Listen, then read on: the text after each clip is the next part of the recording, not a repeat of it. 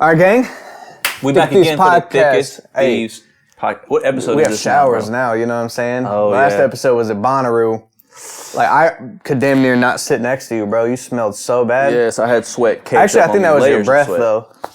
Oh, well, you know I'm struggling with that. That's not something you say on the podcast. Oh, my bad. You know I have He doesn't have gum He doesn't have syndrome. gingivitis. I have gum syndrome. It's where like my gums just, Where you like, need where you they're need rotting gum. currently.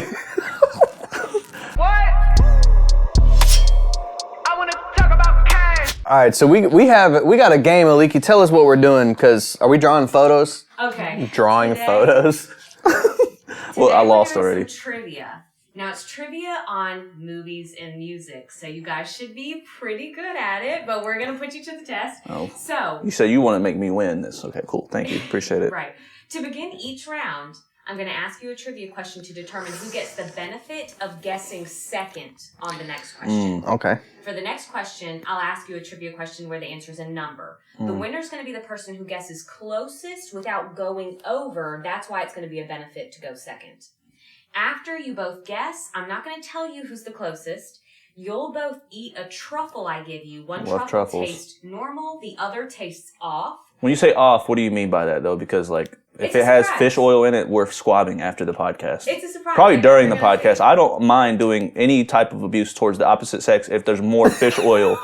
Okay. Fish oil's by like Fish oil, line like for- that's the line. I feel like that for You're me, allowed to hit women. Yes, if for me. if she feeds you fish Honestly, oil. yeah, I'll hit kids Oh, for fish oil. I don't care who it is, bro. I'll beat anybody. Bro, I'll beat a 4-year-old's ass, bro, Are for you real. saying that David's allowed to hit your wife? If you give him fish oil, there's nothing I can do. That's why we that's think it's the rule of thieves. law. You got it wrong That's because you think it's thieves. Yeah. All right, sorry. To walk off. Okay. right. So one truffle's normal, the other truffle's off. The person with the normal truffle is the winner of that round. There are 4 total rounds. Whoever wins the most is the winner. Whoever loses is the loser. Is that how it works? The loser has to eat an additional truffle. Okay. All right, let's do it. You're saying I just get to eat more chocolate? Sounds good to me. All right, just I don't let me go ahead understand and the concept of catch one of this them being dub. off. Dude, to be honest, bro, I feel like you have probably as much knowledge about music as I do, No, maybe. there's no way, dude. If she But asks, dude, like, as far as movies, bro, what you chord? you got me smoked. that on might not be the movies, case because bro. Aliki made the game. I mean, she probably did look up facts though. Yeah. Okay. All right.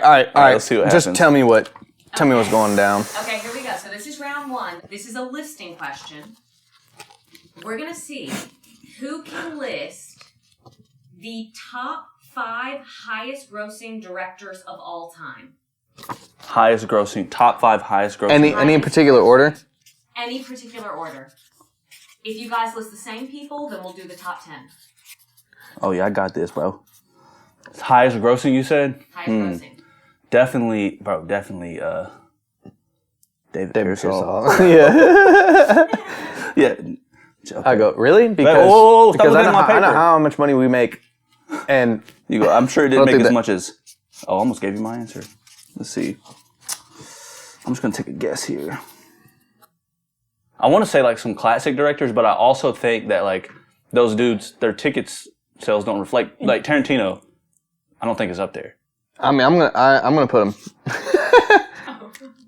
What's his I know name? more directors than this, but I know some of them are not What's the his highest name? What's his grossing, name? for a fact. Dang it, dude. He's probably Japanese or something. You gotta be done, bro. You All right. One more. Let's do. gotta be done, bro. You just want extra handicap. No, bro. I'm struggling to think of this dude's name. And I feel like he's one of them. All right, I'll just write this down. All right, cool. What'd you Okay, put? I have Steven Spielberg. Actually, that's the guy I was thinking about. That's a good one. I think he's up there. I couldn't think of his That name. was the guy. No, it's like when you're on pressure. I was blanking. Bro. Yeah, no, I feel you. Okay. I have James Cameron, Okay. M. Night Shyamalan, That's right, Quentin I swear. Tarantino, and Christopher Nolan. Okay. David? I have James Cameron, Michael Bay, Oh shit. George Lucas, toast, Alfred dude. Hitchcock, I'm toast. and I put Tarantino just because I couldn't think of that last one. George Lucas. Wow. Damn it. You guys both got 2. So the top 5 in order from 1st to 5th are Steven Spielberg, James Cameron, the Russo brothers, Peter Jackson, and Michael Bay. So, Nate, you got number 1 and 2. That's right. David, you got number 2 and 5.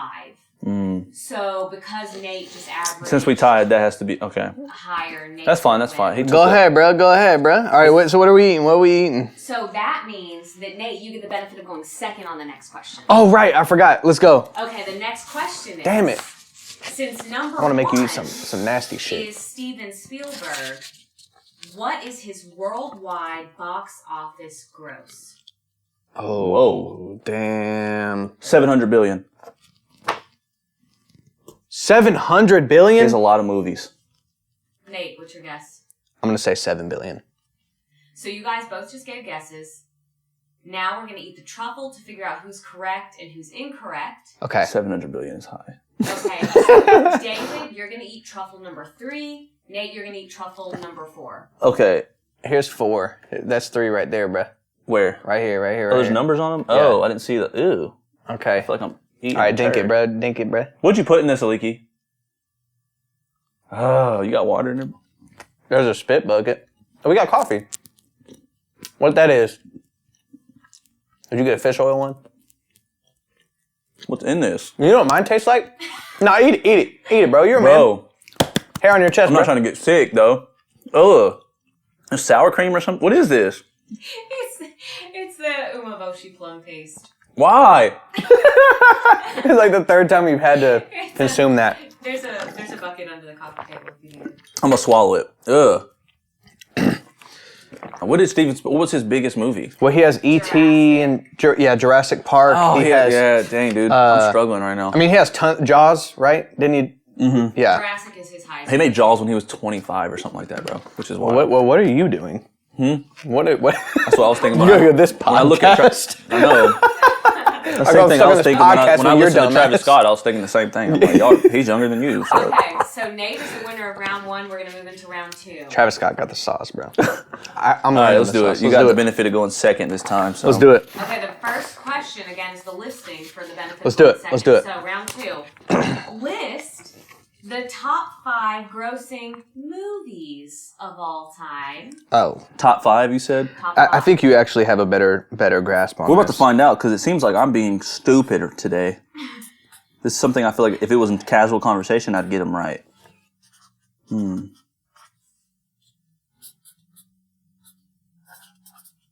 Easy. All right, what's next? All right, I got my 5, bro. All right, last one. All right, cool. Got him. Okay.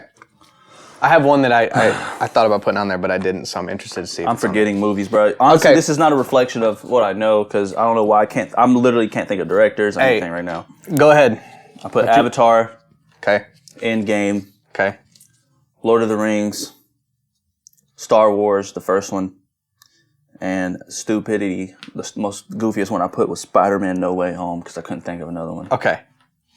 I put in this order. I put Endgame, Avatar, Avatar 2, Titanic, and Infinity War. Titanic was the one that was the sleeper. Okay. You guys both did really good. Nate, you got 4 correct, though. David, you got 2 correct. It's Avatar, Avengers Endgame, Okay. Avatar Way of the Water, Yeah. Forgot the second one. Titanic, and Star Wars Episode 7. Dang, I feel like Frozen had I guess people by Nate's there. worried about, movie stats. I'm worried about making them. So. How can I make that Okay, so here movie? we go. Nate, you win the benefit of going second. Okay. The next question, the number question is, What you put in these the down? number 1 highest grossing movie is Avatar. What is the lifetime gross? I'm gonna go 2.5 billion. Okay. Nate, what is your guess? I swear, dude. I'm not one. I don't want. I feel like it's hit. The going second part is so clutch. I'm going 2.4 billion. Okay, now we're going to see who the winner is by eating the truffles. So, Nate, you're going to eat truffle 5. David, you're going to eat truffle 6. You got to look at the sheet, whatever you're referencing here, because you didn't look at that when you told us Let's to go. do I that. know. Truffle 6. I have it memorized. That's an L for you, buddy. Because it's busting. Is this olive oil? Because this truffle buzzing. What is this? It's vinegar. This truffle good. When I came down. It's olive oil. When I came down. I was thinking, didn't olive oil have like a vinegar No. taste to it? I don't know. Wait, what was the number? No, you know, like that's on the you know, when you dip like like Olive Garden or something where you dip the bread in in oil, like vinaigrette salt and and pepper. Lifetime gross for Avatar is $2.9 billion. Wow. So round 3, here we go. The listing question for the benefit of going second. List the top 10 artists on Spotify you know Nate got in this. terms of number of total streams. Oh shoot.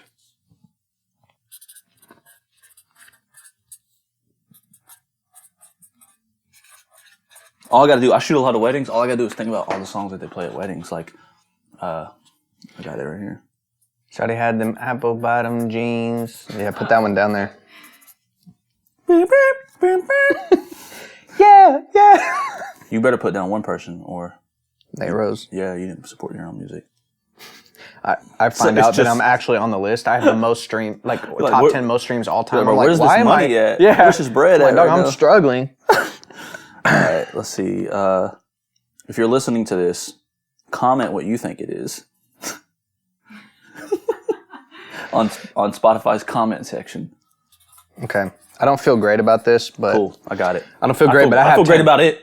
How about you need to have some positivity in your life, bro? Because I know I got top 10. All right. I think I got 8 right. Me or you? You go first. I didn't want second. All right, here we go. I got Ed Sheeran. I got Drake. I got The Weeknd. Dang it, I got Queen. I got Michael Jackson. I got Bad Bunny. Mm. I got Post Malone. I got the Beatles. I got J Balvin, and I got Rihanna. Okay, he did put a lot of Latin America on there. It's a good one because that's a lot of people. Drake, Beatles, Michael Jackson, Ed Sheeran, Taylor Swift, Nate Rose, Usher, Bach, Katy Perry, Rihanna. I put Nate Rose on there because I'm his friend. You know why Taylor Swift's not on there? What? She didn't put her music on Spotify until like 2 years ago. Really? Yeah. That's crazy because 2 years ago we were in LA and I was listening to her album. So try again. David, you got 3. Nate, you got 5. Let's go. What was the okay? Here is the top 10 in order from number 1 to 10. All right. Drake, Okay. Bad Bunny, Taylor Swift. Yeah, try again. Wow. Yeah. Dang, she ran the numbers up. I know that Tay-Tay. fast. No, for real though. As a Tay-Tay fan, I know her numbers are Oh my crazy. goodness. Number 4 is The Weeknd. Yep. 5, Ed Sheeran. 6, Justin Bieber. Oh forgot wow. about that Yeah, man. yeah. Come on, he's a superstar. 7, Eminem. 8, Ariana Grande. Whoa, I That's- did not know that's- that. That's 9, BTS. Oh, yeah. some Korean. 10, Post Malone. okay. Dang, dude. The number 1 artist on Spotify in terms of streams is Drake. What are his total streams on Spotify? I feel like Nate, but this is a little unfair because I actually don't have I have a career in the movie industry where I look at stats and try to make those happen for me because I don't make movies. But Nate, actually, every day I see that man on my Spotify data, for bro. artists looking at stats. He for sure knows Drake's stats. So go ahead. No, you guessed first, bro. Okay. I'm going to go with 20, 15, 10, 20, 23. I'm going to go 10 billion. I'm gonna go 11 billion to beat his answer, but I think that it's probably I'm gonna say like 25 billion. David, you're going to eat truffle number 9. Please don't put nothing stupid in it. Nate, you're going to eat truffle number 10. I don't want to eat this. I really don't. Okay. Cool, I lost. I can't eat it, dude.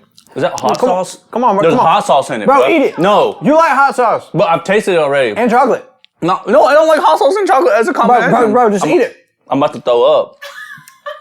bro. I can't do Everybody's it. gonna You don't look at understand, bro. You had vinegar or whatever you had in there. This is a hot sauce. Oh. That is disgusting. All right. Dang, dude. What's the actual number? Okay, Hey, Drake's that was actual delicious. total streams on Spotify is 59.5 billion. Wow. Oh, more than I thought. That was round 3.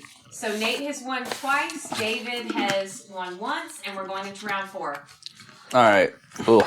Is this music again, or can we do like facts about, how much on my bank account and my trajectory for the next 3 or 4 years? List the top 5 songs on Spotify with the most all-time streams.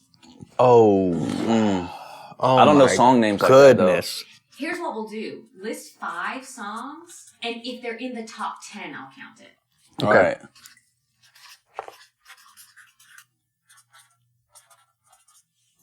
All right.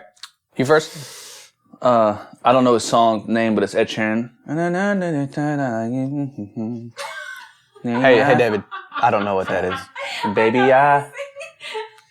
in 17. Loving you. Yes. Yeah, that one. I actually, yeah. Okay. White Iverson by Posty. Okay. Gangman Style is my oddball. Gangnam Style, okay. Oppa Gangnam Style. Because she said it, you wouldn't get it. Fireworks by Katy Perry, because I feel like people love that song. Like Okay. a plastic bag.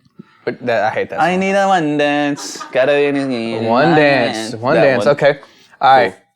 I have that same Ed Sheeran song. Is it You and I? Is that what it's called? You and I. Yeah. God's Plan. God's Plan. Bohemian Rhapsody. Ooh, clean. See, he knows that one. The way he can. I don't. You know that one, bro. That's a huge song, though. It is huge. Look, just because you said Eminem on the other one, I'm putting Not Afraid because I think that might be. I'm not afraid. I hate that song, but and then 22 by Taylor Swift. All right. David got 1. Oh my gosh. Nate got 0. Oh wait. Wait, what? That's crazy. He got 0. You won the song one. What is it? Wow, which one was it? Okay, here we go. Number 1 most streamed song on Spotify is Blinding Lights by The Weeknd. Oh my Really? gosh. That man, I forget how successful that man is, bro. Yes. 2 is Shape of You by Ed Sheeran.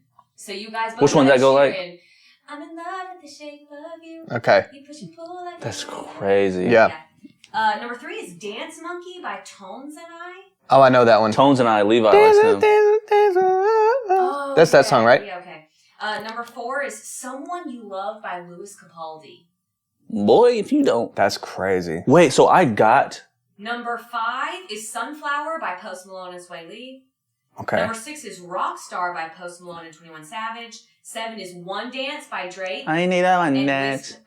Wizkid and Yeah. Kyla. And that's the one that you Yeah. won on. Next is Stay by the Kid Laroi and Justin Bieber. 9 is Closer by the Chainsmokers and Halsey. And 10 is Believer by Imagine Dragons. Okay. Well, Oh, dude, Imagine Dragons. I should have gotten One Dance, to be honest. But Yeah. I thought God's Plan might have passed. I wish it I up by could have. now. I wish he could have got the one where you have to eat something nasty. But let's do it. All right, let's go. So David gets the benefit of going second. So here's the trivia question. The number 1 streamed song on Spotify is Blinding Lights by The Weeknd. How many total Spotify streams does Blinding Lights have? Answer quickly, because you don't want to be blinded by the lights. I'm gonna go 3.1 billion. 3.1. Cool. He did 3.1. Bada bing, bada bang. 3.1. I'm gonna go 2.9. All right. Why am I eating something? I know I'm eating something nasty. Come on, dude. I just anticipated because I just anticipated, bro. Okay. Let's go. So, David, you eat number 7. Nate, you eat 8. I feel like it's kind of whack that I got the one that's right. I won, didn't I?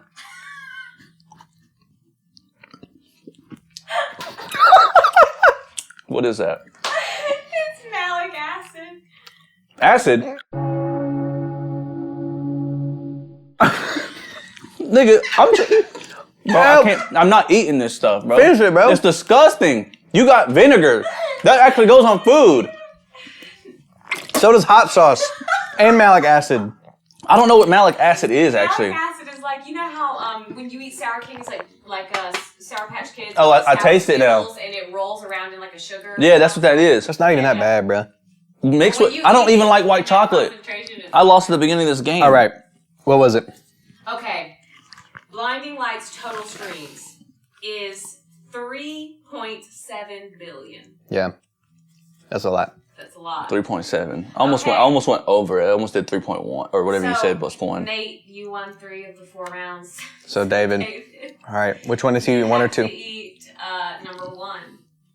So it's going to mix with now the taste of malic acid in my mouth? Okay, thanks. Which might cover a lot, I wish that, you know what I wish that Leaky would do right now? Is I wish that she would go, let's just have a little fun with it and make them both delicious at the end. But I feel like she didn't do that. Because she's evil. Let's go. Because that's what I would do. And I'm good. You know why? But she's inherently, by nature, an evil person. Are you trying to have a successful podcast? No one wants to watch you eat delicious Eat chocolates. No one wants to watch me eat anything. Hey, David, you're doing a whole lot of talking. I don't Not a whole lot of eating, David. I'm going to eat it no matter what, but I want you to tell me so I can prepare myself, because each time I do it, I bite into it and it's so confident. And last time I bit into, I don't know if you guys know what malic acid is, because apparently Nate and Aliki are well versed in malic acid. Oh my God. Dang, dude. This is a surprise from me to you. I tasted it immediately. Bro, eat that. I know what it is. Eat it, dude. Aliki, no, dude. I know what it is. I'm so upset at you. No, you don't understand, Nate, because I know what it is. It's for the podcast. You got to eat it. Oh. Bro, just eat it. Wait, before I eat it, I'm about to eat it. Before I eat it, you know what I said what I'm going to do if I eat this. So go ahead and get them boxing gloves ready, Aliki. You know what it is now. Yeah, okay. Eat it. Let's go. I really don't.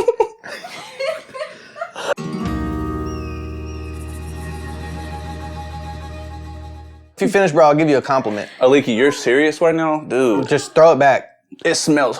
Bro, throw it back. Just eat it. Just eat it. You don't understand, bro. This almost made me sick last time. Dude, I'm going to do it.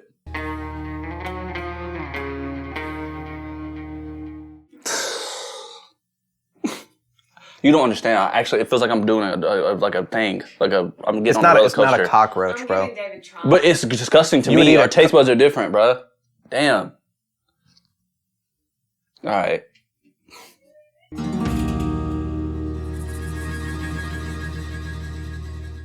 Bro. It smells bad. All right, man. We'll take a break from eating games after this. Or just fish oil, please. That would be fine. I'm fine with all the other stuff.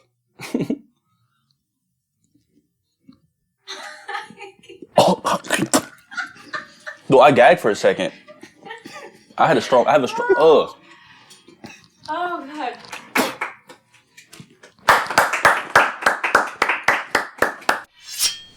So we watched Cole Bennett's short film, Why Rush.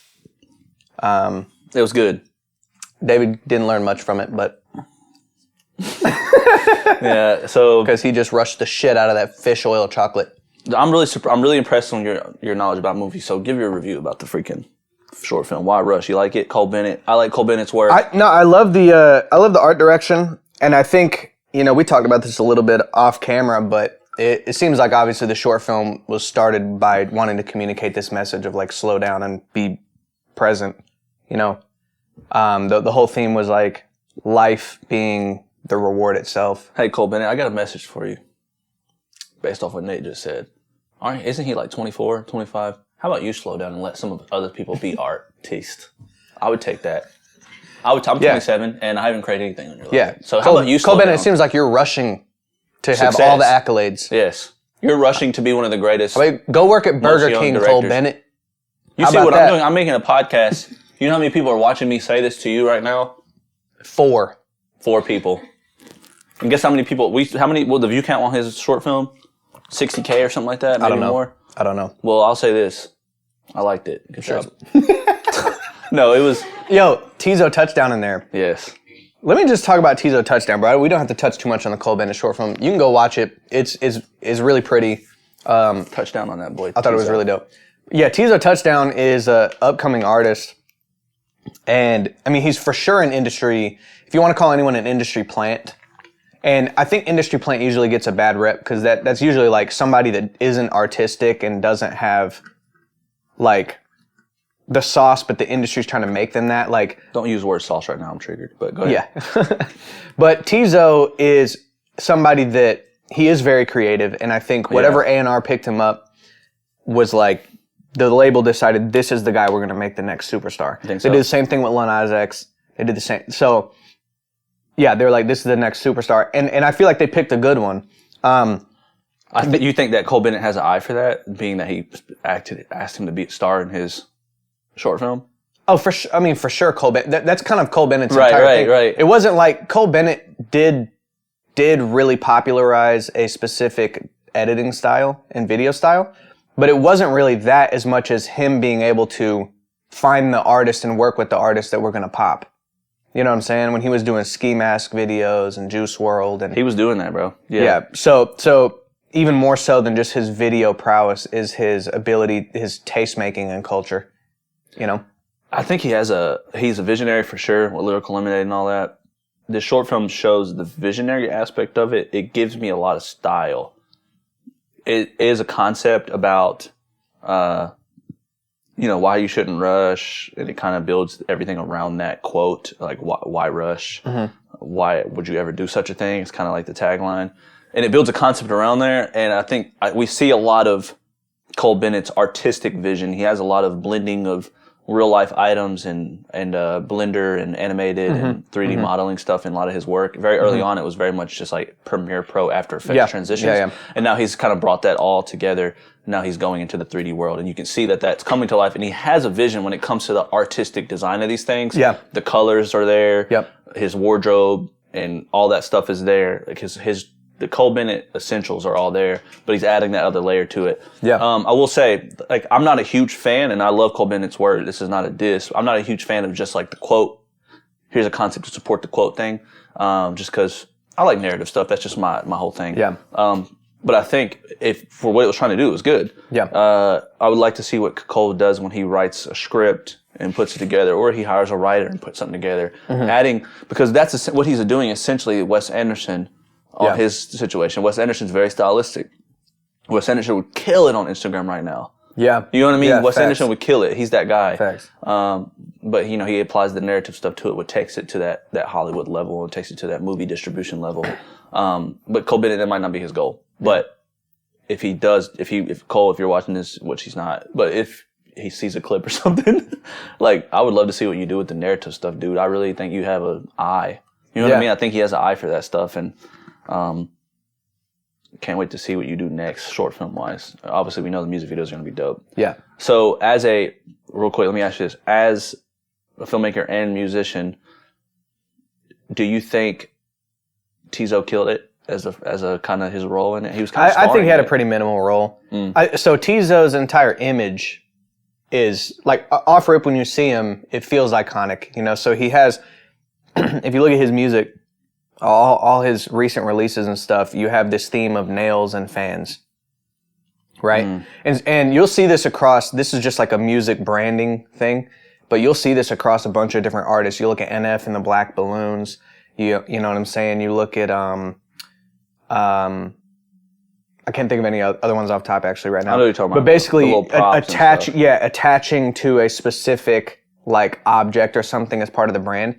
So Teezo, has nails that he'll put into his like braids, and he just like it looks crazy. Hobson and the white eyes. Yeah, that's one of them. Yeah, that's definitely a branding thing. More subtle, but yeah. But yeah, I think Teezo, his image takes him a long way already, but then I think creatively, like his music is very ambitious as well. So like he has some songs that are not my flavor, but I'm like, I appreciate the fact that he is doing that. He has a song called Rock, Paper, Strippers, and it's like, it literally just sounds like a 90s record. Like, it's just like, rock, paper, strippers. Oh, you played that one for a second for me. Yeah, I like but that. I do like some of his other stuff, like the I'm Just a Fan or whatever. I'm just a fan. I'm just a fan. It's a traffic jam. Yeah. It's 5 o'clock on the dot. Yeah, it's fire. I like that song. Well, see, I love when the industry, though, to come back to the industry plant point, it's very clear that they're putting all their chips behind this person. I can see that just being an independent artist, I know what type of moves I'm able to make and what moves I'm not able to make, what kind of budgets I have based on how many listeners I have and what kind of budgets we don't have. And when I see an artist that's getting a fast track, streamlined, and like I see who they're talking to, I see who follows them in the industry. Yeah. I see like how high budget their videos are despite only having a certain amount of monthlies or streams. He's getting that fast track, but I love when the industry is pushing someone that actually brings artistic integrity to it. Yeah. You know, rather than taking someone who's a superstar from a different medium or something and trying to like, you know, I have a specific person in mind, but I'm not going to name him. Right. But, yeah, man, I think Teezo is really, really dope. And I want to see what, he's very young. I want to see what Teezo Touchdown is making at 30 years old. When he's fully self-actualized, you know what I'm saying? When his art, when he fully understands the scope of his art, he's got those, you know, when you get those 10,000 hours in, I think that's going to be fire. I still smell this fish oil, I'm sorry. But yeah, I mean, for what I think what Cole, like back to the Cole Bennett thing and like adding Teezo into the short film is like what I like about that is like we do that. That's kind of like our goal and our mission is to like figure out a way to blend the music branding with the film. Mm-hmm. And he has the platform for it with Lyrical Lemonade. Yeah. He's kind of like working as this label type guy, right? Right. He's bringing these artists on. Cole Bennett, I'm talking about, by the way, bringing these people onto his label. / like I don't know what he in terms of business terminology, I don't know what he categorizes it as, but like he has these people in his network releasing videos, and I don't know if he's even owning the masters, but releasing projects of some kind through Lyrical Lemonade, which is Cole Bennett's business. And then he's like, okay, I want to make a short film. Okay, like there's usually no ROI on a short film. What if I put Teezo on it? Yeah. Now he's got a little bit of acting chops, and then I put Cole, he's got the sauce, bro. To that point, bro, I'd be really interested to see what the business looks like because Me too. So there's the leverage. So if a label wanted us to do a music video for an artist, we don't have leverage because we don't own the platform. We're just providing a great video. So they're going to say, hey, we got, you know, a $15,000 budget. Here's what we want to do. Boom. With Cole Bennett, though, it's not just the video you get from Cole Bennett. If it's going to be uploaded on Lyrical Lemonade, if the song is dope, it is significantly contributing to that artist's career. You know what I'm saying? No, for sure. Look at Jack Harlow. People go to Lyrical Lemonade for a music source, is what you're saying. Yes. Yeah. But he has enough subscribers and enough like clout within you know the rap sphere that you take an artist that's budding that no one's heard of, and you get a Lyrical Lemonade video made to it. That artist is like life is damn near changed overnight. Mm-hmm. You know what I'm saying? And so that has to be accounted for in the price. And so if I'm a label, you think Cole's doing that? Huh? You think for sure? For sure, right? I mean, I would say like if I'm a label and it's like, okay, we've got $1 million budget for this, and this artist that we want to break, or $2 million or $5 million budget. To be honest, it could be way more. If they're really trying to break, like Teezo, I don't know what his label deal's like. But Jack Harlow has a Lyrical Lemonade video, so he probably did have a budget like that. Right. So I would say that, you know, it's almost a safe bet to be like, this is a channel that it's like a super huge stamp of approval. Like Cole Bennett has such a great brand. Lyrical Lemonade is such a great brand that he has all the leverage to be able to do that. I wonder what it'd be like. Give me like if you could take your best guess on the pipeline of how the business is working from someone who's very knowledgeable in that. I would say that UMG or, you know, one of the major labels would reach out to Cole Bennett and say, hey, we have this new artist we're really trying to put our chips behind. Here's some of his music. We're thinking about doing a music video for this one. Is that something you'd like to take on? Cole Bennett probably listens to it. He's like, actually, this is fire. You know, if he approves it, he's probably like, you know, if I upload it on my channel, I get to collect YouTube revenue, and to do what I want to do on this project, I'll need $1.5 million or something like that. And then probably on the production side, he'll probably just, you know, this is pure speculation, but he, you know, Cole Bennett's a millionaire. Oh no, he's for sure a millionaire. Like there's no question about that. You heard it here first on THVS podcast. That's Cole Bennett's a millionaire. That's not even. He's part of the bureaucracy. But yeah, I wish I knew though, you know, because it might also be that Cole Bennett specifically is aware of certain artists, and also he probably reserves the right to be like, I actually really like this artist and he's not getting enough love. Let's do a video for him. There's got to be a deal there though. So what do you think that is? Like he's not just like, especially if he's releasing it on Lyrical Lemonade. If I say he really likes an artist. Oh, right. He's not just going, if it was an indie artist. Yeah, if it was, maybe. Say it's you. He goes, I really like this artist. Oh, so what he would do for me, like if he just found out that he really, it just depends on where his headspace is, because he also probably makes so much money elsewhere, he might not even need to own part of my music. But it might be a situation where he signs the single, like in the sense that he owns part of the master in exchange for the video. So it'd be like, all right, cool, like, hey, I'm going to own 80% of this master, you maintain 20%, we're going to do a video for you and post it on the channel. I would do that 100%, like, immediately. You know what I'm saying? Yeah. Because it's like the eyeballs are what you're really paying for. I spent, somebody asked me on Facebook, I shared a post on Facebook from, how it gives you like posts you made that day, like years ago? Yeah. I shared one from Facebook, 2017 where I was like, I own my, no manager. You know what I'm saying? Yeah. I own my masters. I'm doing 750,000 streams a month. And I reposted it and put an asterisk and said 4 million. So that's why I'm doing like 4 million streams a month now. Somebody in the comment section was basically asking me like, yo, how much money did you spend in marketing dollars in order to get this going? And I'm hesitant to respond to certain things like that because it's really not the amount of marketing dollars that you need. There's so many factors. It's like you can waste money, bro. Easily. If you don't spend it in the correct places, if you're not looking in the right spots. So, but the real answer to that is probably over time I've spent probably my whole career, probably $100,000 to $150,000 on marketing. Mm-hmm. You know what I'm saying? And that was to get eyeballs. So for me, it's like, okay, Lyrical Lemonade. If I'm able to get on Lyrical Lemonade, the amount of eyeballs that I would be able to garner as a result of just the music video, you know what I'm saying? Mm-hmm. Would be worth me spending $100,000 to get a video on there. Yeah. So all I have to do is just give him 80% or whatever, even 100%. If I just gave him the song, I never make a penny off that song, but I get the eyeballs and the people coming into my thing, it'd be worth it.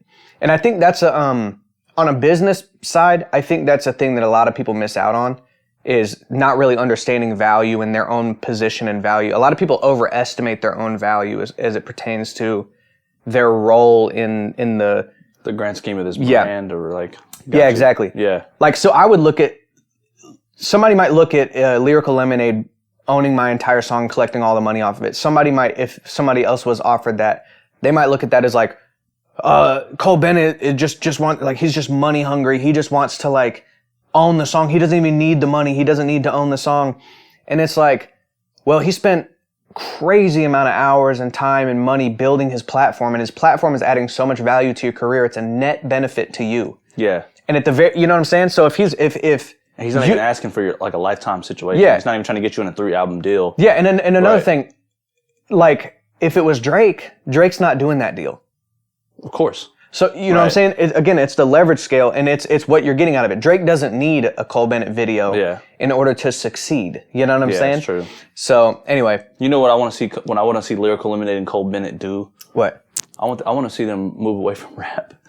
not as a diss, but just it'd be so funny if when we gonna get an Adele, Cole Bennett, Lyrical Lemonade video? Lyrical Lemonade Adele collab. That'd be crazy. You know what I mean? Ed Sheeran, I can see it, but when we gonna get can we get freaking Taylor Swift, bro? That would be insane. Taylor Swift on a lyric. Yeah. That would be. I'm sure he's thought about it. Yeah, I wouldn't put it past him, but I think he's just got. He's also the a fan rap of market. Rap. Just he's a fan of rap. Yeah, yeah. His homie, he was homies with Juice and them. So I hear. Yeah, yeah. Anyways, dude, I thought the short film was cool. I don't have any more thoughts on it. No thoughts. I think the short film was cool. I think I like Teezo Touchdown. I said what I said. We're a fan. And I think it's cool that he put all those people in it that are not traditional actors. I thought that was cool too. Yeah. So that video, dude. I'm gonna go watch it again. I like the shout out Cole Bennett. Shout out Lyrical Lemonade. And I still smell fish oil in the bro. I got some hits for you, bro. Cole Bennett, let's do something, bro. Trust me, I got bangers in the vault, dog. I'm gonna send them to you. But I'm gonna send them directly to your phone. But matter of fact, I'm gonna text you right now. He might listen to Nate Rose stuff, but he ain't heard for show. He ain't heard for show. Yeah, we need to shoot a music video. It's so for good just it can stand hook, alone. It's just the chorus. You want to play a little bit of that on the podcast? Yes, play it. All right, me and David. Should we even tell him? Just listen to it. Just listen to this. Yeah. Met her at a cafe. I FaceTimed the family. They said I'm outstanding. Now we back in my room. I'm hitting my groove. Do you understand me? She don't want you no more. She really want me for sure. That was For Show, the hit single from Dave P. produced by Nate Rose. We were just messing around the studio, and I was like, David, what does your voice sound like if we just wrote a song and had you record it? That's fun, dude. Now, dude, you're officially a music artist, bro. Welcome to the club. Got you. I'm acting like Kanye right already. Like, You're like, yeah. it's hot looking regular. The concept. Yo, help us. Like And subscribe. You know what I'm saying? Like, just do the things. Like, you know what to do. You could share it. You know what I'm saying? You can do all those kinds of things. Don't be mean to them. I'm not being mean to them, bro. I'm just being honest. A little, like a please would be great, I think. Can we do that? Okay, you want to be the good cop. I'll be the bad cop. Please like and subscribe to the podcast if you would like to on Y'all boys better Spotify, subscribe. Facebook. Subscribe, or I will literally go into the data and I will find your IP address. I will show up at your house and I will spray you with a can of Raid. I'm spending $45 on a haircut every week for this podcast, so please help me. You see this part? That's not cheap. That's that extra $5 in a tip, so it usually ends up being $50. David got finessed, and that's why we need you to subscribe, because he paid $5 to get a stupid-ass line put in his hair.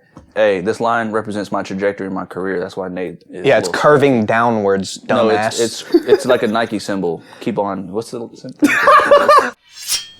All right, bro, so I was going to tell you, man, something I've been thinking about, and I'm curious to hear your take on this, but I was talking with my dad, and he said that he often felt misunderstood, and I think that's something that I can relate to.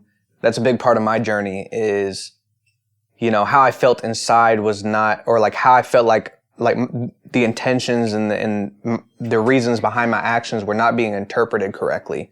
I can relate to that. I'm sure that's a thing that a lot of people can relate to. Mm-hmm. And I got to thinking about it, and I'm like, well, probably everyone at some point, maybe. Yeah. Mm-hmm. But I mean, some people like it really, it's like their whole situation. Defines their existence. Sure. And I think if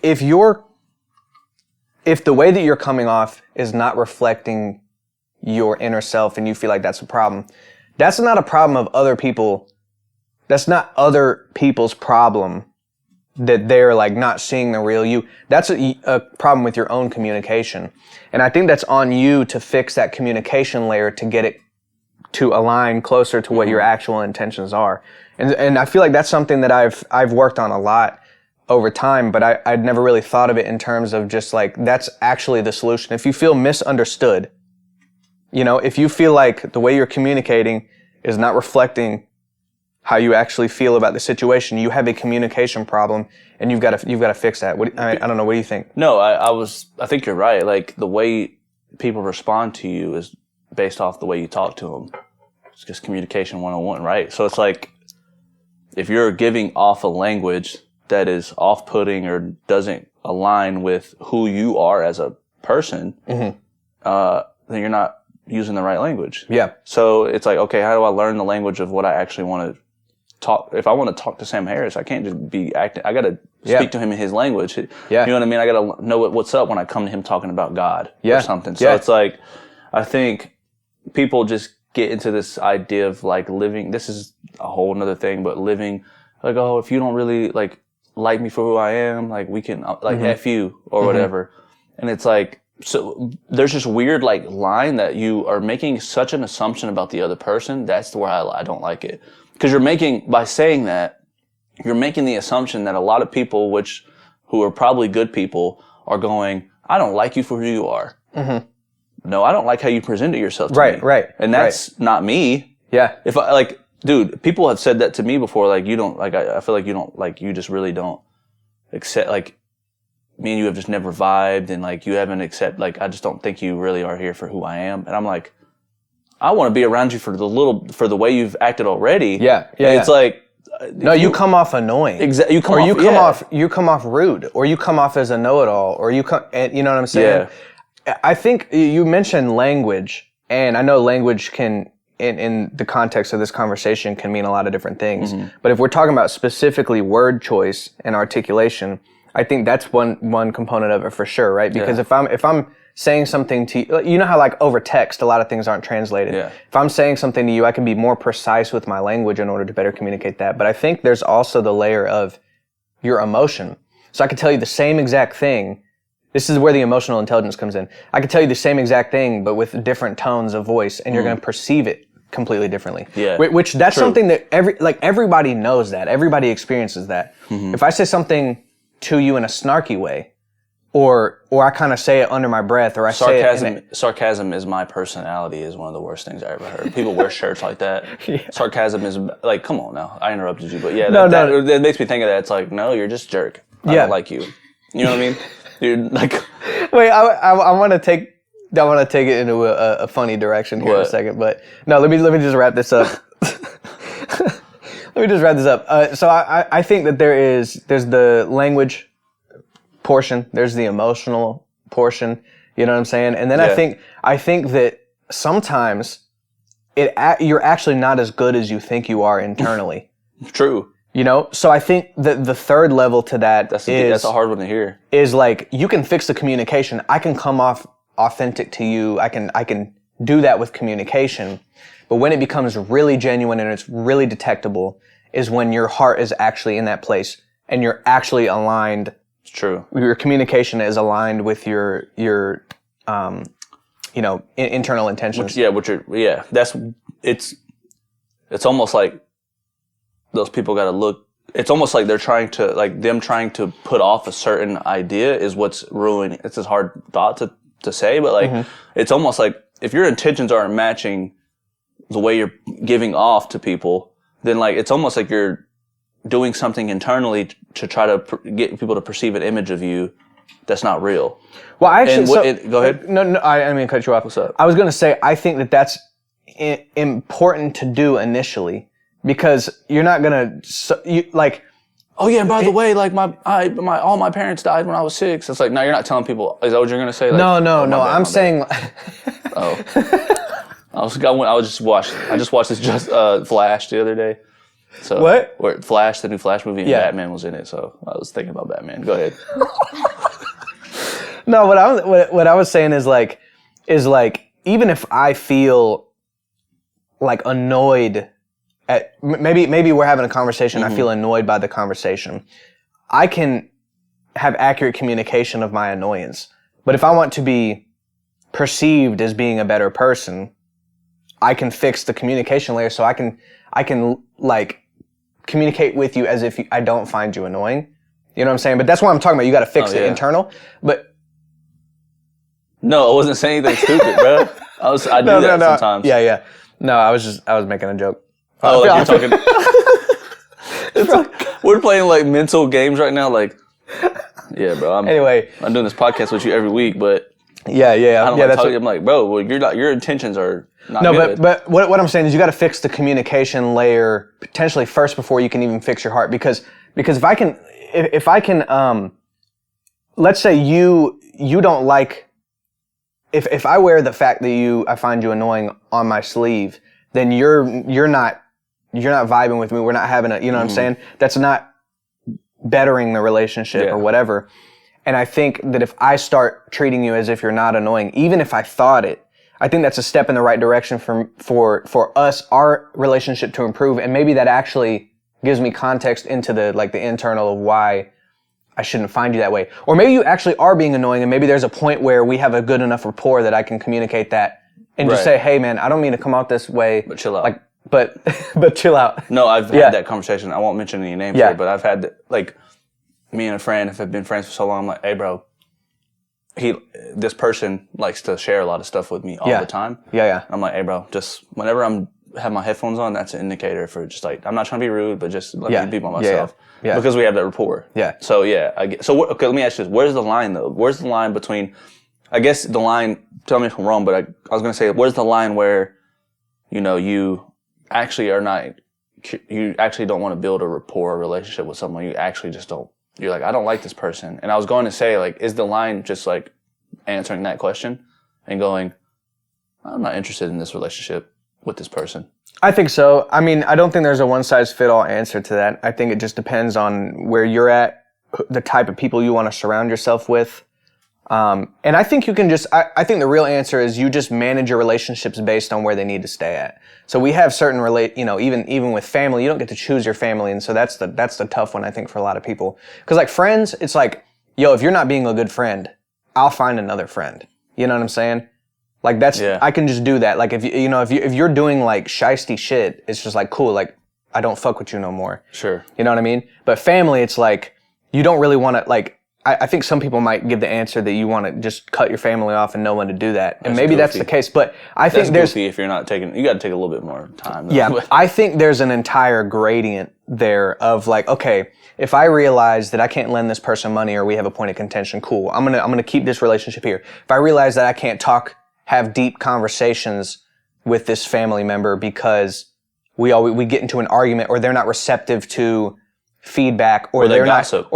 Or they gossip, right? If they gossip, it's like, okay, all right, well, cool. I can't tell you personal things about my life. You just learn those things, and you don't have to bring in, because like, if that person gossips, they can't gossip if they don't know what's going on with you, and so maybe you can have a better relationship with them. You just know where to keep it. You know what I'm saying? You don't have to have that animosity. You can just change the way in which you interact with that person, and I think that's probably the appropriate response. Now, if you have someone who's really receptive, boundaries. Right? If you have someone who's receptive to feedback, you're receptive to feedback. So if I told you, I'm like, we're really close, and I go, David, I want to be able to tell you things, but I feel like you gossip about things that are going on, and I want to still be able to tell you things, but like I can't do that if you're going to continue doing that. Like, is that something you feel like you can work on? You know what I mean? If I told you that, like, if you're not receptive, if you just get straight up defensive, you know what I'm saying? Then like,